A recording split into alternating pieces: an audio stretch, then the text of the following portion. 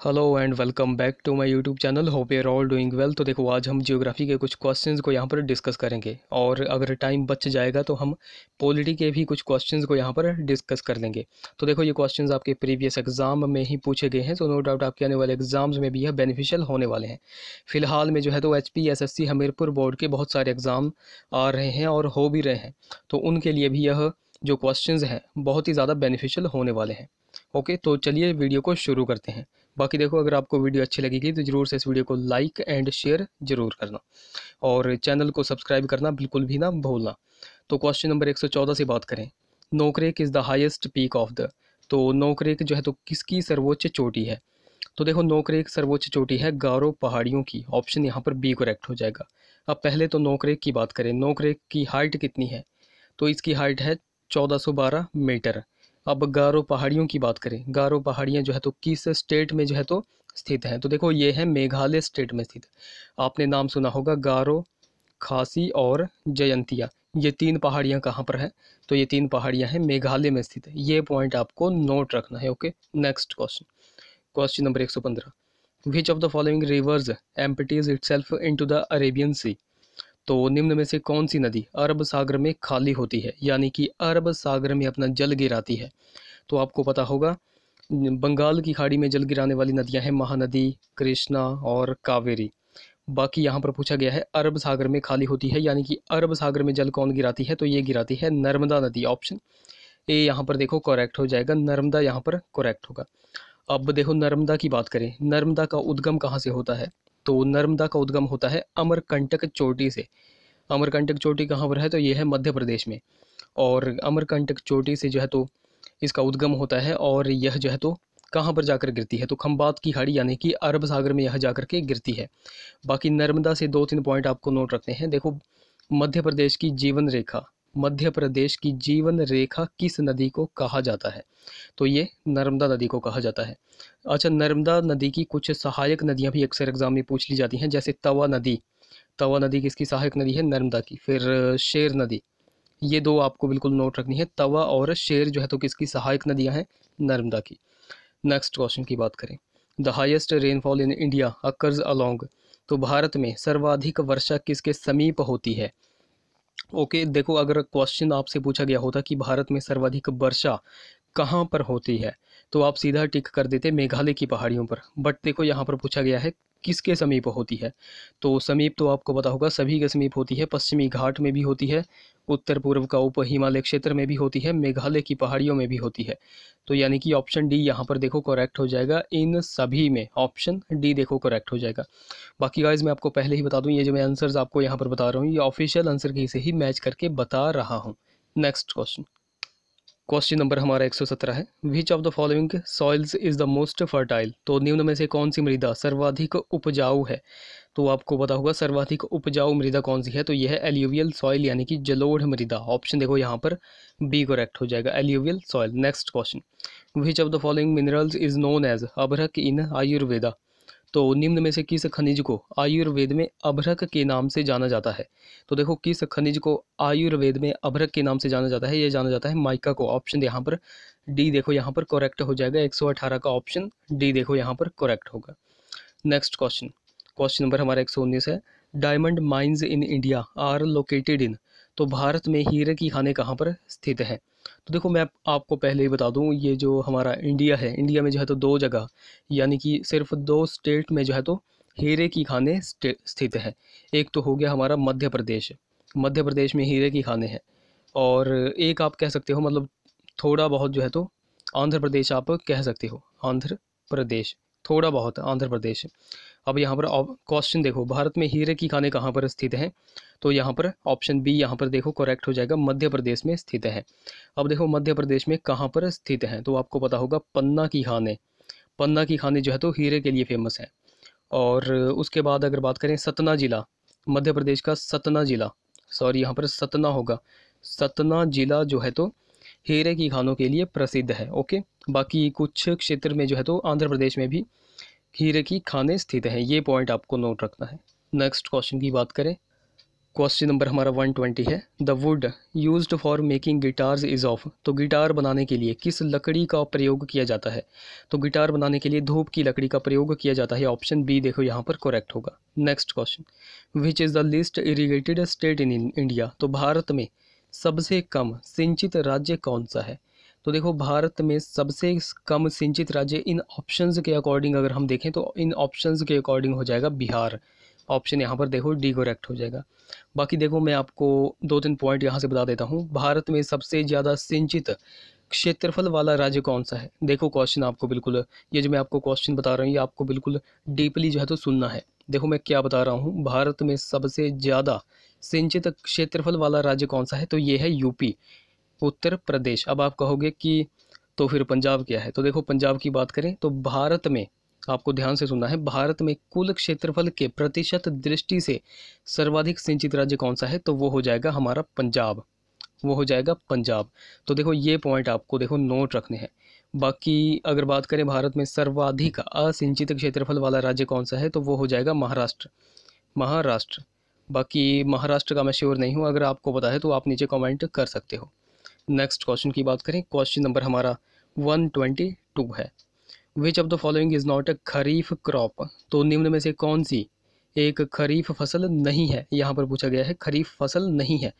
अब देखो खरीफ फसल क्या होती है? तो देखो मानसून काल में जो हम जिन फसलों को उगाते हैं उनको हम खरीफ फसल कहते हैं। जैसे आजकल हम क्या उगा रहे हैं? तो आजकल हम जैसे धान उगा रहे हैं, फिर मक्का उगा रहे हैं, तो वो कौन सी है? खरीफ फसल है। अब यहाँ पर नहीं है पूछा गया है, तो देखो कौन सी नहीं हो जाएगी? तो ऑप्शन यहाँ पर देखो ए करेक्ट हो जाएगा, जौ। अब देखो खरीफ फसलों की अगर बात कर ली जाए, खरीफ फसलें कौन कौन सी है? तो मैं आपको सिंपली नाम बताऊंगा, आपको ध्यान से सुनना है। तो ये हो जाएंगी, धान हो गया, ज्वार, बाजरा, मक्का, फिर मूंग हो गई, उड़द की दाल हो गई, सोयाबीन हो गई, मूंगफली हो गई, तिल हो गए। तो ये सारे के सारे क्या हैं? ये खरीफ फसल की जो है तो ये सारे के सारे फसलें। Okay, next question, cash crops do not include. तो नकदी फसल में शामिल नहीं है। अच्छा, नकदी फसल में शामिल कौन सा नहीं होगा? सो 123 का ऑप्शन देखो यहाँ पर डी करेक्ट हो जाएगा, गेहूँ। ऑप्शन डी देखो यहाँ पर करेक्ट होगा। नेक्स्ट क्वेश्चन, क्वेश्चन नंबर हमारा 124 है। Cotton grows well one. तो कपास अच्छे से विकसित है। तो देखो कपास जो है तो कहाँ पर अच्छे से विकसित होता है? तो ये होता है काली मृदा में अच्छे से विकसित। ऑप्शन देखो यहाँ पर ए, यहाँ पर देखो करेक्ट हो जाएगा। अब देखो ये जो काली मृदा है, काली मृदा को हम देखो कपासी मिट्टी भी कहते हैं, कपासी मिट्टी। उसके बाद इसको रेगुड़ मिट्टी भी कहते हैं, उसके बाद इसको लावा मिट्टी भी कहते हैं, उसके बाद इसको जो है तो स्वतः जुताई वाली मिट्टी भी कहते हैं, स्वतः जुताई वाली मिट्टी भी कहा जाता है। तो ये 4-5 नाम आपको देखो बिल्कुल नोट रखने हैं कपास मृदा से। अब देखो यहाँ से भी क्वेश्चंस निकल कर आते हैं। तो देखो क्वेश्चन यहाँ से बनता है कि काली मिट्टी का मैक्सिमम क्षेत्रफल कहाँ, किस राज्य में स्थित है? तो देखो काली मिट्टी का मैक्सिमम क्षेत्रफल है महाराष्ट्र स्टेट में, महाराष्ट्र स्टेट में। लेकिन देखो कपास का सबसे ज़्यादा प्रोडक्शन कौन करता है, सबसे ज़्यादा उत्पादन कौन करता है? तो वो करता है गुजरात। वो कौन करता है? गुजरात।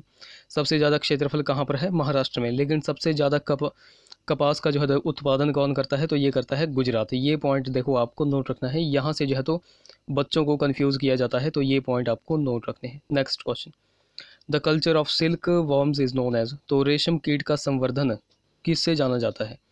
तो ये जाना जाता है सेरीकल्चर से। ऑप्शन देखो यहाँ पर डी करेक्ट हो जाएगा। हॉर्टिकल्चर, हॉर्टिकल्चर जो है तो सब्जियों और फसलों से संबंधित है। फिर बात करें पीसी कल्चर, पीसी कल्चर जो है तो फ़िश फार्मिंग से रिलेटेड है। Okay, fish farming. फिर बात करें एपीकल्चर, एपीकल्चर जो है तो बी फार्मिंग यानी कि मधुमक्खी से रिलेटेड है। ओके, तो ये पॉइंट आपको नोट रखने हैं। नेक्स्ट क्वेश्चन की बात करें, question number 126, the first ever paper mill of India was established at. तो भारत की सर्वप्रथम कागज मिल कहाँ पर स्थापित की गई थी? तो ये की गई थी ऑप्शन यहाँ पर देखो बी करेक्ट हो जाएगा, सेरामपोरे। ऑप्शन देखो यहाँ पर बी करेक्ट हो जाएगा। अब ये सेरामपोरे कहाँ पर स्थित है और यह जो है तो एस्टेब्लिश की गई थी, मतलब कब की गई थी? तो देखो 1812 में यह एस्टेब्लिश की गई थी। और ये जो सेरामपोरा है ये कहाँ पर स्थित है? तो ये है पश्चिमी बंगाल में स्थित है। ये पॉइंट आपको नोट रखना है। नेक्स्ट क्वेश्चन की बात करें, क्वेश्चन नंबर हमारा 127 है। The raw materials used in the manufacture of cement are. तो सीमेंट उत्पादन में प्रयोग किए जाने वाले कच्चे पदार्थ कौन से हैं?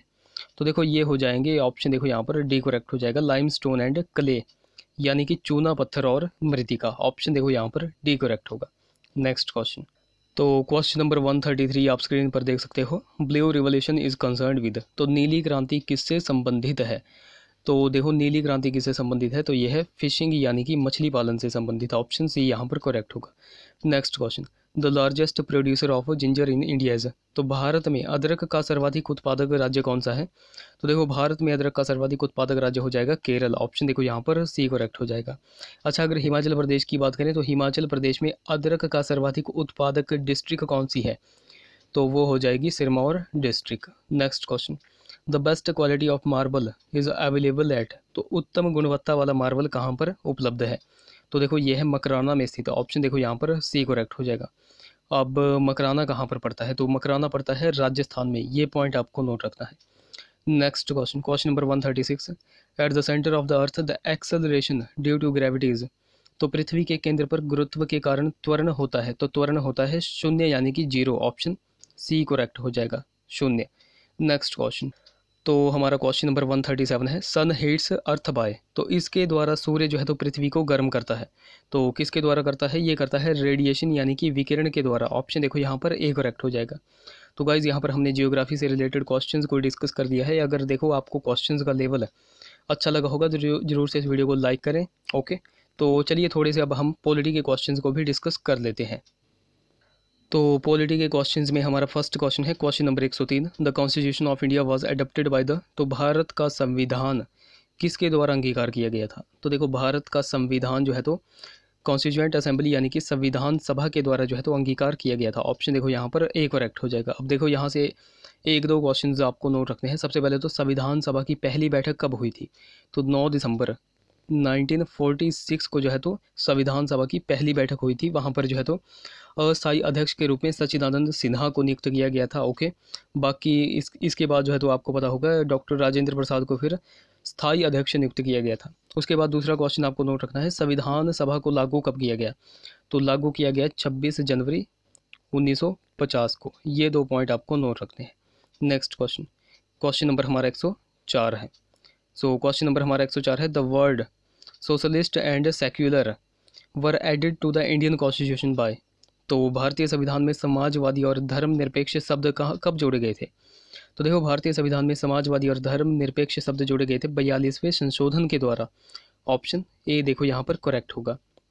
अब देखो 42वें संशोधन की अगर बात करें, 42 अमेंडमेंट की अगर बात करें, तो इसको जो है तो मिनी संविधान कहा जाता है। लोकतंत्र की हत्या, किस संविधान संशोधन को लोकतंत्र की हत्या कहा जाता है? तो ये कहा जाता है 42nd अमेंडमेंट को। ओके, फिर इसके बाद अब ये जो 42 अमेंडमेंट हुआ था, 42वां संशोधन हुआ था, ये किसके शासनकाल में हुआ था? यानी कि उस समय जो है तो हमारी प्राइम मिनिस्टर थी इंदिरा गांधी। ओके, इसमें जो है तो 42nd अमेंडमेंट में 59 प्रावधान जोड़े गए थे। ये देखो 2-3 पॉइंट्स आपको नोट रखने हैं। नेक्स्ट क्वेश्चन, क्वेश्चन नंबर हमारा 105 है, the main source of political power in India is the, तो भारत में राजनैतिक शक्ति का मुख्य स्रोत क्या है? तो देखो राजनैतिक शक्ति आप कह सकते हो, अब आपने देखा होगा प्रधानमंत्री जो है तो सबसे ऊंचे पद पर हैं। वैसे तो कहने के लिए राष्ट्रपति हैं, लेकिन प्रधानमंत्री जो है तो सबसे ऊंचे पद पर हैं। तो प्रधानमंत्री जो है तो मुख्य स्रोत नहीं हो सकता। प्रधानमंत्री को चुना किसने है? प्रधानमंत्री को चुना है हम लोगों ने, यानी कि जनता ने।